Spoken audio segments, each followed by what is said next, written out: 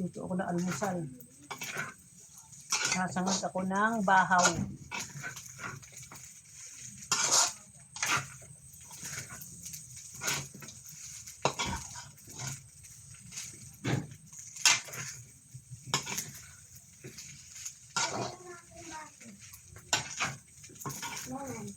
Ha?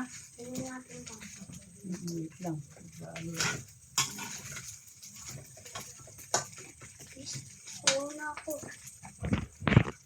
Guys, palito na. Almusalin namin maglolola.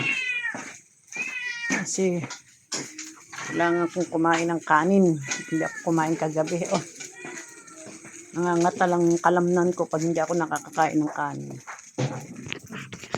Diba? Yan ang aking pakalakasan, kanin. Kape, tsaka kape.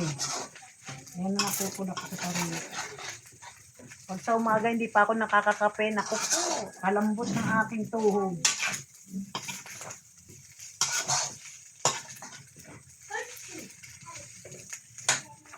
At pag walang kanin, naku po, parang hindi ako tatagal maghapon.